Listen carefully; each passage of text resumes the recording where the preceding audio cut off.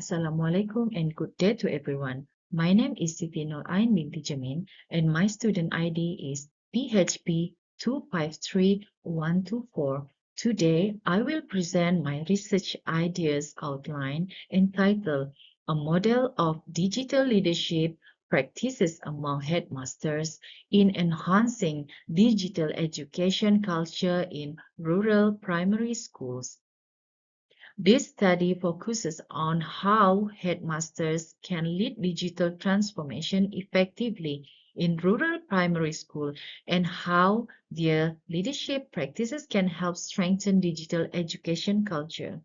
In this presentation, I will discuss the background of the study, problem statement, research objective, research question, methodology, expected findings, and the significance of the study. This is the background of the study. Digital technology has become an important part of education today. In Malaysia, the Ministry of Education has introduced several initiatives, such as the Malaysia Education Blueprint 2013 until 2025, and the Lima to encourage digital learning and digital transformation in schools. However, the success of these initiatives depends greatly on school leaders, especially headmasters.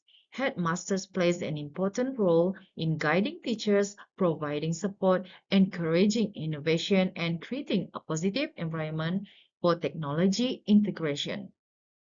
Although many digital leadership frameworks already exist, most of them were developed based on urban schools or international contexts. Therefore, there is still a need to understand how digital leadership works, specifically in rural primary schools in Malaysia. The main problem addressed in this study is the gap between expectations and reality in rural schools. Ideally, schools should have strong internet connectivity, sufficient digital devices, and effective technology integration. However, many rural schools continue to face challenges such as poor internet access, limited technological infrastructure, lack of digital devices, insufficient technical support, and geographical isolation. As a result, the implementation of digital education culture is often inconsistent. Although digital leadership is recognized as an important factor, there is still limited evidence explaining how headmasters can effectively lead digital transformation within these unique rural challenges. This gap creates the need for a contextual digital leadership model specifically designed for rural primary school. Let's move to the research objective. This study has 5 research objectives. Objective 1 is to identify the digital leadership practices among headmasters in rural primary school. Objective 2 is to determine the level of implementation of digital education culture in rural primary schools. Objective 3 is to identify which digital leadership practices significantly contribute to enhancing digital education culture. Objective 4 is to explore the challenges encountered during the implementation of digital education culture. Finally, Objective 5 is to develop and validate a contextual model of digital leadership practices that can strengthen digital education culture in rural primary school. Together, these objectives provide a complete understanding of leadership practices, challenges, and solutions. The research questions are directly aligned with the objectives. The first question asks, what digital leadership practices are practiced by headmasters? The second question asks, what is the level of implementation of digital education culture in rural school? The third question asks, which digital leadership practices significantly influence digital education culture? The fourth question asks, What challenges are encountered during implementation? Finally, the fifth question asks, how can a contextual model be developed and empirically validated? These questions guide the entire study and help ensure that all objectives are achieved. This study will use an exploratory sequential mixed method design. This design consists of three phases. In phase one, qualitative data will be collected through interviews with headmasters and teachers. These phases help the researcher understand digital leadership practices and challenges in rural schools. In phase two, the findings from the interviews will be used to develop a research instrument. The instrument will also be reviewed by experts and tested through a pilot study. In phase three, a quantitative survey will be conducted to validate the proposed model statistically.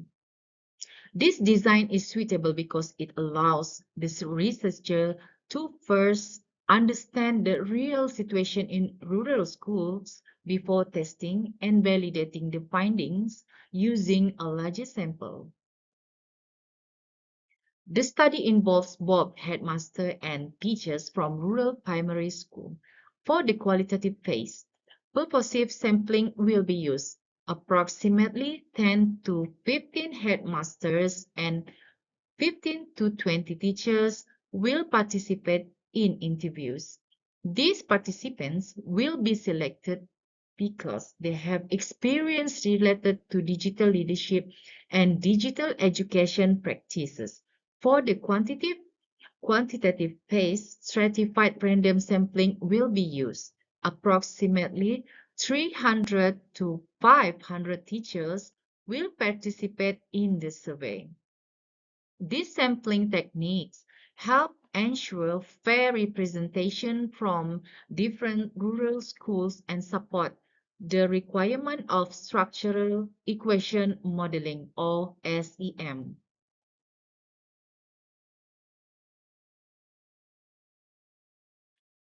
So we move to the methodology data collection instrument.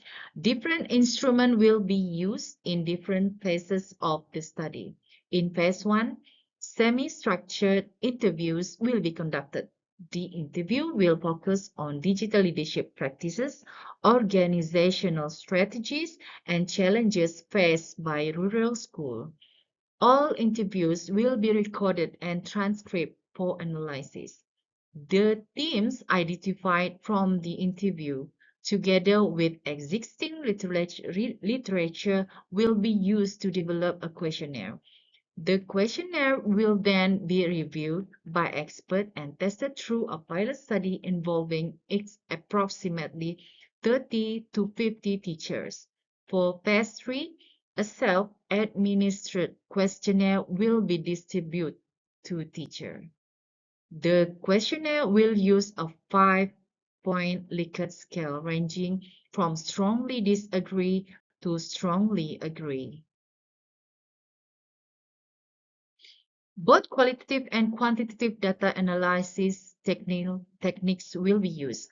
For qualitative data, and vivo software will be used. The data will be analyzed using Brown and Clark's 6-step thematic analysis process.